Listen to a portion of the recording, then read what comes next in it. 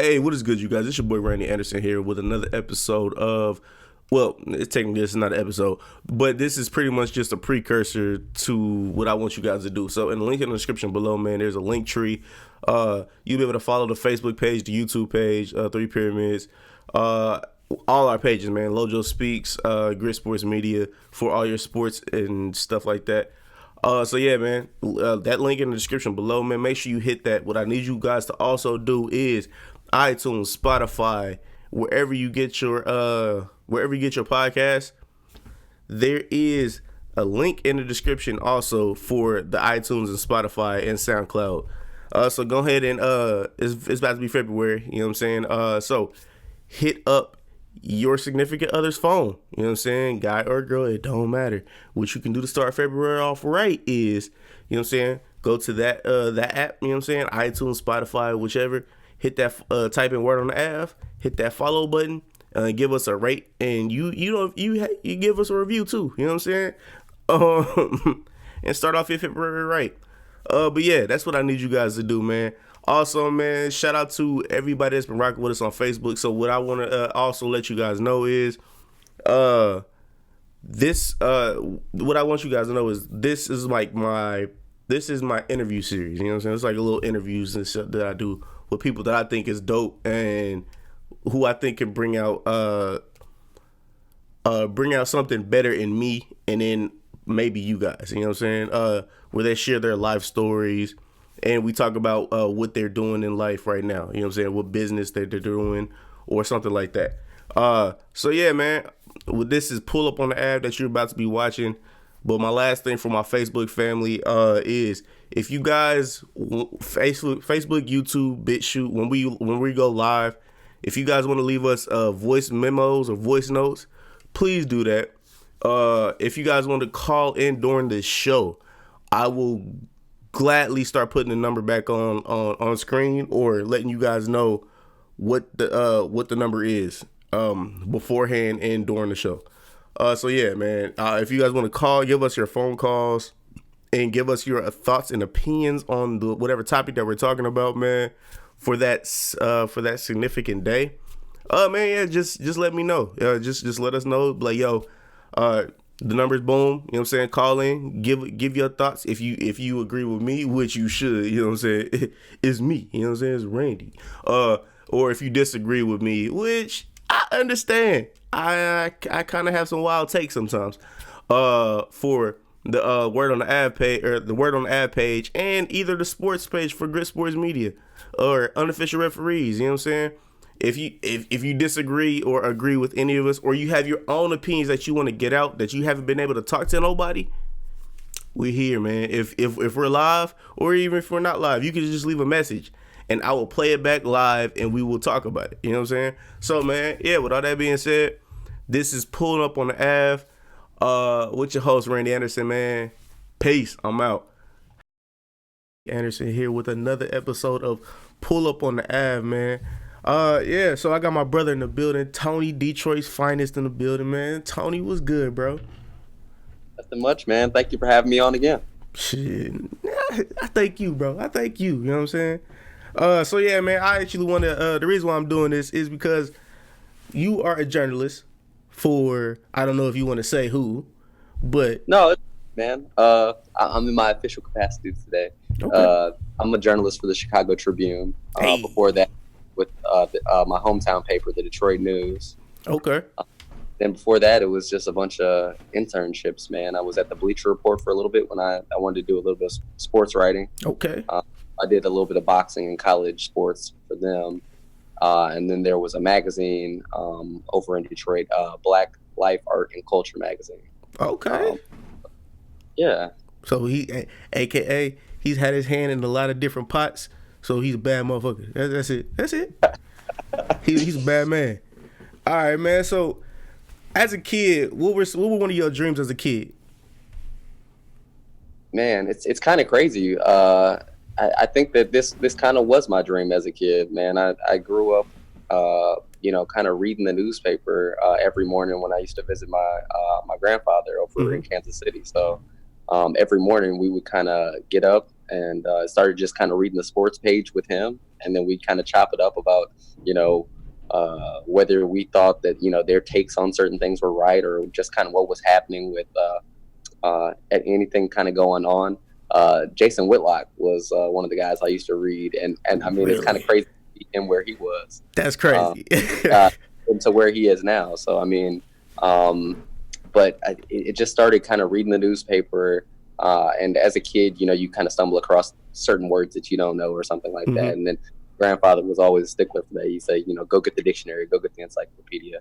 And so just started picking up on words and then writing them down and making sure I could, you know, that I would use those, that, you know, I'm like, okay, that sounds like, you know, this person knows what they're talking about, you know? Yeah. So, so just trying to find different ways to kind of write with authority or being an authority on a certain subject. So, All right. um, and then studied that at Michigan State, and where I majored in journalism. Actually, I didn't do any of the conventional stuff like, you know, write at the school newspaper or anything like that, but had a few opportunities just kind of to be a runner Hmm. for my hometown newspaper. They were like, well, no one wants to do this. Do you want to do it? I'm like, sure, I'll go pick up this paperwork and drop it off over here. Or, Yeah. and then I guess that kind of just parlayed Wow. into an internship, which was Wow. like, okay, you know, hey, there was an arson on the west side, you know, go over there and cover it. I'm like, well, no one else wants to go over there, you know, I'll go. Damn. Okay. I don't know. So it just fell in your lap pretty much. Well, I mean, I always tell people, I'm like, you know, in this kind of industry, I feel like you got to go to places that other people aren't willing to go. I think it's really all about hustle. And I think that's, you know, something that everybody can identify with, is just the art of the hustle. I mean, Yeah. no matter what, I feel like what your industry or your field is, if you outwork the other person, I really think that, you know, that's how you come out ahead. Because to be honest, I wasn't a great writer. I wasn't, a lot of the stuff I didn't know about what I was writing about until I got there. But I had Fake it till you make it, baby. I understand right. that. I understand that. I mean, I think that it's 90% of, you know, what you do is being there. You know what I mean? It's Hmm. just being present and being there. Like, oh, that shit blew up. Oh, Yeah. well, I'm sorry. Supposed to be in my official capacity today, but I have seen lots of well, not personally explosions, but a lot of arsons, Hmm. a lot of shooting scenes. I did a lot of murder and mayhem at my hometown paper, um, before kind of moving into what I'm doing now, which is more environmental based reporting. So it's been an interesting transition, man. A lot of stuff in between. Hey, bro, like this environmental shit, I'm gonna have to really start catching, like, start understanding a lot of stuff. Cause I'm like, oh, whoa, things is getting a little wild out here these days.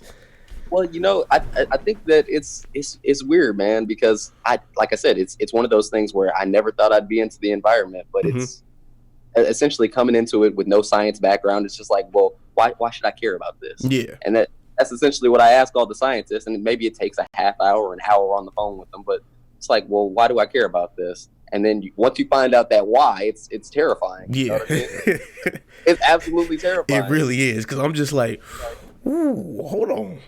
Global warming. I thought y'all was just bullshitting. No, this is the way things looking right now. It's just like, woo, whoa. I'm telling you, man, there's some books out there. Like there's this one called Uninhabitable Earth. And I'm like, oh man, he's just, you know, Huh. doom and gloom or whatever. Yeah. But stuff is starting to look pretty real, man. I mean, if you look at, you know, just some of the things that I've had to cover, like in recent years, like for example, harmful algae blooms. I was like, okay, what's wrong? Okay, it's like nasty, you know, green algae in the water. What's the big deal? You know Yeah. what I mean? But then when you find out that, first off, it's not actually algae, which that's stupid. Huh? Why would they? Two, it's a bacteria that's, you know, pretty much in a lot of water bodies, a lot of freshwater bodies. And three, that it's deadlier than cyanide or like antifreeze and all the stuff that you see on Snapped episodes. What? Then it's, oh, that's my drinking water. Yeah, that's probably enough to do it, to be like, okay. And global warming is making that more prevalent. So like every year, these things are essentially getting worse as things warm, because that's what they like. Mm-hmm.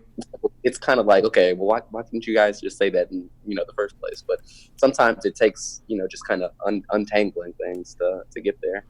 Okay. Yo. I'm getting off topic though. Oh, no, you good, bro. You good. Cause I'm out here like, damn. All right, I'm gonna have to start paying more attention to all this now. All right, man. So staying. What were some of your hobbies as a kid? Man, uh, getting dunked on apparently. It's like, no, Good times. uh, that is a good question, man. I was just kind of into a little bit of to everything, man. To a certain extent, I did kind of like being outdoors. I think everybody does as a Yeah, kid, just being outside, seeing different places, and like traveling. Me and my dad's side of the family, we did go on all these different road trips, so it was a really cool opportunity to see different places and learn from different people. You know what I mean? I think that yeah, that kind of carried over to where I am now, and I still like trying to travel and just kind of get to understand places and people a little bit better. So that's probably one of the most fun things that I did as a kid. I would say that, with the exception of a few uh, incidents with my cousin that you know very well, I led a pretty boring childhood. yeah. That's very factual. Very factual. All right, man. So, oh man, Yo, I lose it's a couple things that's funny my as shit right breeze. there. You said what? No, no, I'm sorry. My connection messed up there for a second. Okay. All right, man. So, what makes a kid from Detroit want to be a journalist, man? Well, it was a lot of stuff, man, and it to be honest, like I said, I mean, just to kind of go back to being a kid who read the newspaper with his grandfather. Hmm. He used to read two newspapers, so it was like he would read, the Kansas City Star Yeah. and Kansas City Call, and I was just like, well, why do you need a newspaper that's historically black newspaper, and why do you need a mainstream newspaper? And I felt like a lot of neighborhoods and a lot of people just felt disenfranchised. Like, I can't get my newspaper here, so I have to get two. I'm Right. like, well, why not be, I guess, somewhat a part of that change? Because even when I was reading some of the mainstream newspapers, I didn't feel like, you know, black communities and communities of color were really being accurately portrayed. Right.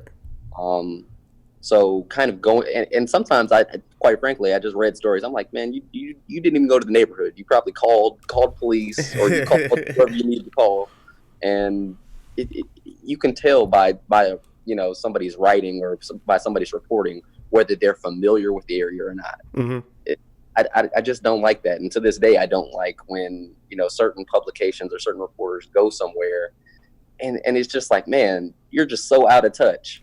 Like, I mean, say that somebody came to Kansas City and just was like, "Oh, KC barbecue is trash." It's like, well, where did you Yeah. go? Wait. What? Hold on. Wait, Just come and say like, what? and that's kind of the feeling I had the entire time, was just like, okay, if if this is going to continue, I need to be a part of that kind of change in whatever way I can be. Um, so I was out there, man. Like I said, I saw a lot of stuff over in my hometown. There was a lot of arsons. Funny as it is, the first arson scene I went out to, I saw my college roommate there. Oh shit. So I don't know if that says anything about the company that I keep. Yeah, the whole thing. And I was Oh like, man, damn. I didn't even know that you lived in this neighborhood. But yeah, that was kind of a funny coincidence that, like, it was a fully occupied multi-unit building, and I think that somebody had filled up four bleach jugs, like gallon bleach jugs with gasoline, just Hmm. blaze up, totally Damn. exploded. Yeah, exactly, man. So it was pretty messed up. No one got hurt or anything like that. Okay. But yeah, so I saw a lot of arsons, a lot of barricaded gunman scenes. Actually got pulled over by a Bearcat one time, which is What? the armored vehicle. Yeah, What? I was in, so I went up to what was it? I think it was a Michigan State police trooper who had gotten shot, and I like, it's 5 6 a.m. I'm working a super early shift. I'm like, okay, well, whatever. They're not gonna be on the scene by the time I get here. Um, so I drive up there, and like, oh, there's one police car on the scene. I'm like, okay, let me just pull up to the building. It says, oh, you have arrived. And I get out of the car, or actually, I'm reaching to the back of the car to get my notebook, and I see flashing lights. I'm like, well, that's weird. Why would they be approaching me? And then it was a big shadow cast by the street lights, and I'm just like, okay, what's going on? And it was a tank. Oh shit! Like, it was at this point that Tony knew he fucked up. So I rolled down the window and I put my hands up like, I'm with the newspaper. I'm just an intern. And it's a dude hopped out the side, like, I swear, like Grand Theft Auto, and with the assault rifle. And he's like, what are you doing here? I'm just like, I thought I was reporting, but clearly y'all thought I was the getaway driver. Right, yeah, damn. But yeah, man, it's a lot of dicey situations, man. But I mean, like I say, I feel like you have to go that extra mile to tell these stories because, as crazy as the situations you're getting into, like, I don't know, man. It's just like everybody has a story. Every single one that I've gone to, just talking to the people and kind of getting the essence of the place that you're going to, or the story that, whatever happened and how it's shaking that neighborhood. It's just a powerful thing, man, just to hear it from them. Because I was actually, even here, man, I was still doing breaking news. And I went up to the riots in Milwaukee. Oh, wow. That was interesting.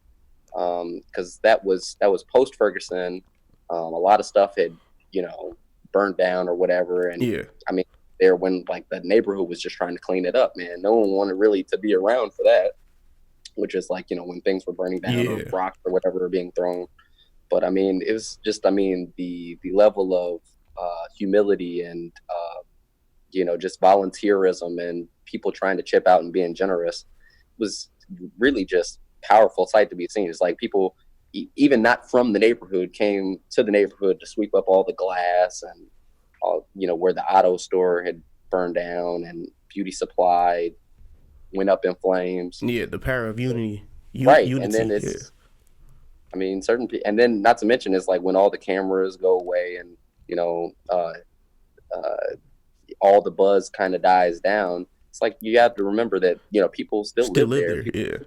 But I mean, I think that people take that for granted a lot of times. But yeah, I don't even remember what you asked me anymore. Oh no, bro! Like it came off on. Honestly, I actually got a couple more questions. Like, so what is one of the things that what are one of the stories that you've done that actually changed your mind on a certain subject or a certain thing? Like you went in there like, I mean, is this really that bad? And then you were like, oh, this is really bad. I think I got a good one for you because it was one of those things. It's like, well, why does this really matter? Yeah, kind of thing. Plastics pollution, man, is absolutely terrible. I don't know if I told you this, but like when I initially thought about plastics pollution, okay, people are littering or whatever. That plastic bottle that you threw off on a beach, it's going to get swept into the water or whatever. Yeah. And it's going to float or whatever until it ends up somewhere else or somebody's going to have to scoop it out or whatever. So like, well, I mean, obviously it's a blight. It doesn't look good or whatever, but what is it really doing? But when you learn from scientists that like, well, obviously this is being broken down, but it's being broken down almost infinitely. So that plastic bottle that's out there, it's getting beaten up by waves and sunlight and broken down into microplastics. Right. So a microplastic is less than 5 millimeters. But what I didn't realize, and so let me back up and say, microplastics are pretty much everywhere anyway. They're in your drinking water, they're in beer, they're in the guts of fish. They're being consumed by a lot of things, and the health effects of that are unknown at this point. Whoa. So you have these microplastics that, some of them, they have all these other chemical additives in it that could be hazardous to human health. Now, whether or not those kind of leach out and are released once they're in your stomach or, whatever, or if they build up in your stomach or, I mean, a lot of that stuff is unknown at this point. Damn. So microplastics in itself are terrifying, but taking the next step further, microplastics are breaking down now. And microplastics being broken down turn into nanoplastics, which that's small enough to penetrate a cell membrane. So potentially you could have, and this is from scientists, It's like that big. microplastic or nanoplastics that are going into your bloodstream, into your brain cells. And no Whoa. one knows what that means at that point. Like if if you have something that could possibly have harmful chemical additives that are going into your brain and blood cells, and it's already in our water, and I guess no one knows what that means. Yeah. Jesus, So yo. My boy it tried. made me want to. But I will say something encouraging though. Hmm. I didn't realize how much stuff that some of those Brita filters take out, because they take out I don't want to say all, but maybe a majority of Okay. microplastic. All right. So Well. I mean that's a win, but I think technology is really going to have to advance, because plastics pollution, like microplastics in general, they're in the Pyrenees Mountains in France, they're in the Arctic in the snow. Damn. It's down as rain. It's been carried by the wind. Whoa. It's Shit. it's literally everywhere. Damn. What? Oh, damn if we do, damn if we don't. As long as we can make it, as long as we can slow down the process. Honestly, that's what I'm getting out of this. I So mean, but that's the thing is like they're still continuing to crank out plastics, and that's I true. mean, the thing is also that it's added on top of that is no one really recycles, because that it really doesn't Yeah. make sense anymore. Like reusing plastics isn't profitable for anybody really, and China and other different countries aren't taking our recycling or trash and stuff like that anymore. So Oh I don't wow, know. I didn't It's know a that. lot of layers on that. So I mean, unless we go retro and start using glass bottles again, this is probably going to be a problem for the foreseeable future. Damn. Unless people stop littering, but people are just We know that's not gonna happen. Motherfuckers don't care about right. that. Yeah, Exactly. they don't care about that. uh, all right, man. So I got another question. I got another question for you. That's off of that's pretty much on the same. But so if a young man or a young woman was looking into getting into journalism, where would you kind of steer them? Oh man. To be honest, don't feel like you have to start or major in journalism in college. To be Mm-hmm. honest, I think a lot of journalists actually say if you study something else in college, make that your specialty. If you went into like you studied political science, Mm-hmm. you'd probably be a pretty good political reporter someday. Or if you studied economics, you'd probably make a really good business reporter or something like that. I mean, that's not to prohibit you, but I would also say definitely get involved as soon as you can in just in writing or in uh, being a part of your school paper, or like I said, just doing the legwork or being in the company of other journalists. And that's kind of how it started for me. Was I just uh, I think it was actually a part of a school project. They said you have to shadow a journalist for a whole day, Okay. and so I reached out to a political reporter for the Detroit News, who was working at the Capitol in Lansing, which is right next to East Lansing, where Michigan State is. And so I just drove over there and spent a full 8 hours with him and just kind of picked his brain and saw the way that he worked. And I just took away, so much from that. And then I also was, networking with other people in there. And so I want to say then it was like the next, I met two other reporters who were really cool, who were from Detroit, because I think it coincided actually with the state of the state address or something like that.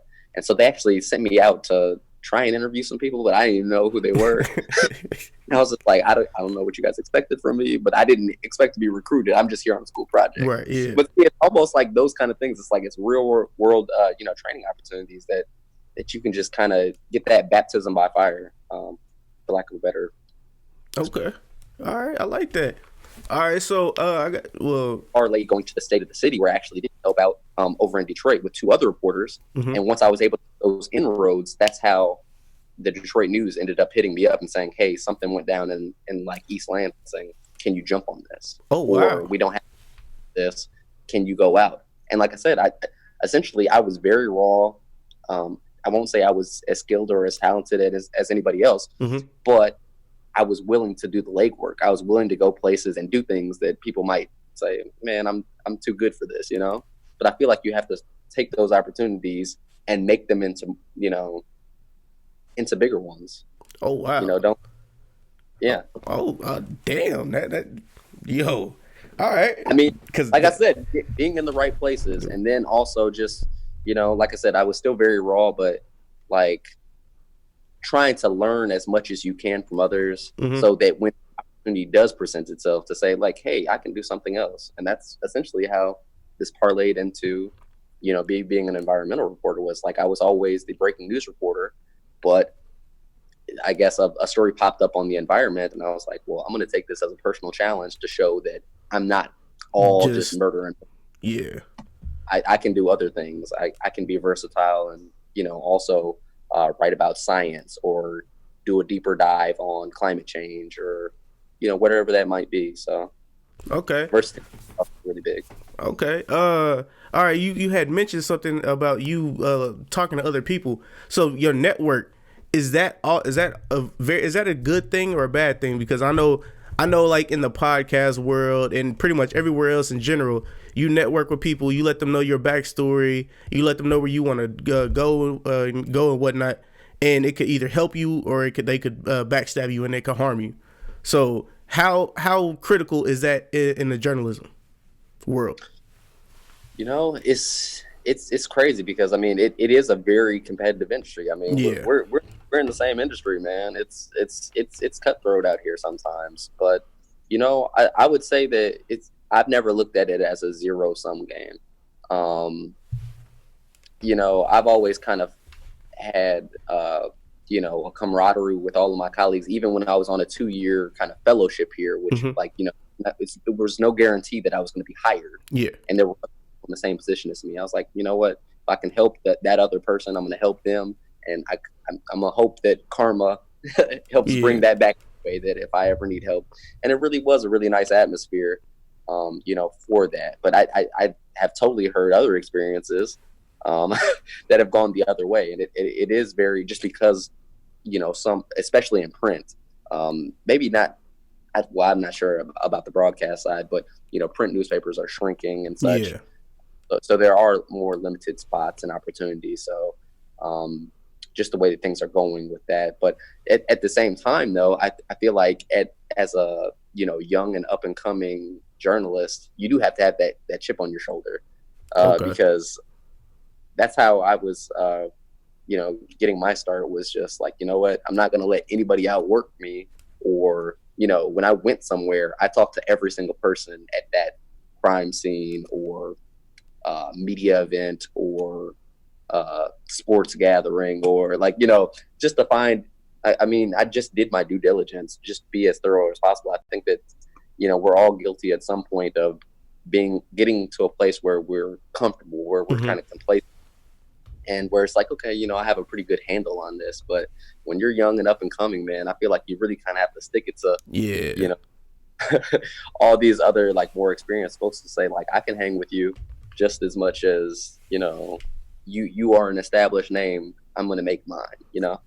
Okay. Yeah, man. So I ain't trying to hold you because I know you a busy man, Oh, but no, no, no. I just want to I really want to just say thank you. You know what I'm saying? First and foremost, for actually, you know what I'm saying, being on the show. And honestly, man, I know we've spoken about a bunch of different things off air and stuff like that.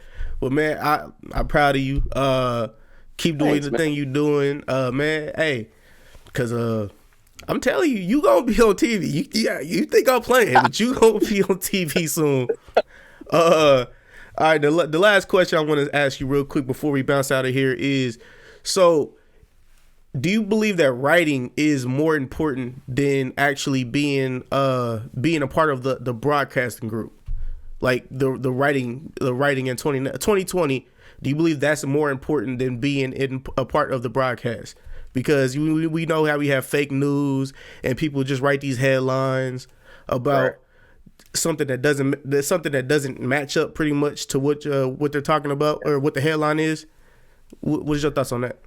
I, it's, that's a tough question, because I don't know if there's a really good answer to say. I think that you really need both. I mean, these are two different mediums that come with their own challenges. Mm-hmm. And I really empathize with broadcasters who have to take something that I might write in 2,000 words Yeah. and distill it into a 30-second, sound like, Okay. clip. Not because of their fault, but because of like, the production or how busy of a news day it Right. is. That's a really difficult thing to do. And I've never been in that situation. So I definitely feel for them. But at the same time, I feel like if you're in the broadcast, world, you also have to figure out how much time you want it. You have to fight for stories that matter and be like, look, it's not this simple. Yeah, I understand that we want to make sure that, uh, issues are out there, but they also have to be framed and portrayed, you know, in accordance with like the gravity of the situation. Like you can't just give a 30-second spot on the situation over in Iran and then just kind Yeah. of glaze and, expect everybody to figure out how to solve world peace. You know what I mean? It's much more deep than that. But at the same time, you might be reaching a lot more people in the broadcast world because that's like kind of um, that's kind of the trend of where things are going in terms of conception. Everybody loves podcasts. They want to, True. they like Netflix. I mean, it's an easier medium to consume, especially like, I mean, you come home after a long day of work. You might not want to read, Yeah. 1,500, 2,000 word piece on the situation in Iran or something like that. But by the same token, as a writer, you have to be very skilled at presenting this in a way to where you're keeping people for all 2,000 words. So, like a lot of people will just look at the headline or read the first few, paragraphs and just be like, I'm gonna give up on this story, and they never even got to the point. And that's what I really try and portray. I'm like, every single time that I write, I try to picture it as like a movie or a TV show, because it's almost like Law and Order, man. I mean, that's how they hook you right before the theme music is like, the judge is back, gavel and saying order in the court, and somebody's crying on the witness stand, and you just want like, well, what's going on, man? This must be something that is worth paying attention to. And that's what you really have to strive for, is to kind of paint a picture, identify a problem through compelling action, and then kind of go into something to where it's what we call the nut graph, which usually it's kind of like if you almost imagine TV, like a movie narrator's, narration or whatever. It's in a world where, like, that's why you should care. It's like in a world where your beer, fish, and water all have microplastics in them. Yeah. You might be susceptible to increased risk of cancer, or like, and it's everywhere. It's in France and in the Arctic and, in the rivers and in the lakes. It's just, you have to paint a picture that simplifies it and then hit people with the hard, truth of the matter of like, this is why you should care. And then that will hopefully carry them through. Well, I want to know more about like the history of this, and what are the possible solutions? What are people doing? But I guess overwhelmingly, in either side, I know that journalists in general get caught up with interviewing people, but I more so like to be a fly on the wall, because I think that people's actions tell you a lot more about the story or what's being done than, them talking about, what they're going to do, or what intentions or whatever are. It's just, it's one of those things to where, especially if you're dealing with politics, I mean, those guys can talk circles around different things, but like, so I know that a lot of people say that the most important question is why. I almost think that it's how, because it's like, well, how did we get here? And then just like, well, what happened next? And what happened next? And what did you do? Right. And like, looking at those actions will tell you a person's actions, or, whatever entity that you're looking into, looking at their actions will tell you more than trying to ask what their motivation is, because people can lie. Yeah. You know what I mean? Yeah. So I don't know. Now I'm just getting too deep. Oh no, you good, bro. You good, because the couple people I know that want to be journalists, I'll make sure I definitely send them this episode, man.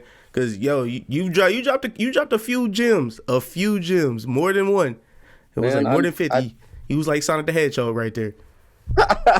No, man, I really do feel passionately about this, and wherever I can help out. I mean, I've been in the industry now for, man, 10 years, including like all my like internships and everything like that. So, it's wild to say that, but I'm by no means an expert, and I'm continuing to learn myself. So, I think that people getting together just to exchange information to say this is what I found works best. This might not work in this situation, but how do you feel about it? It's all about like exchanging life experiences and growing as journalists to make sure that you're telling people's stories the best way that you can. Because I mean, I think that that's really the humbling thing, and the thing that really keeps me going is that people, they might give you half hour, even longer than that, telling you their life story or something like that. And it's what you do with that story. It's almost like them handing you their heart. It's just like, you have to make sure that you're taking care of this, and that you're not just gonna kind of skim over it. I think that you really appreciate that. I mean, just from my time in writing obituaries, it's like, man, I got like a few hours to write somebody's life story. Oh wow. In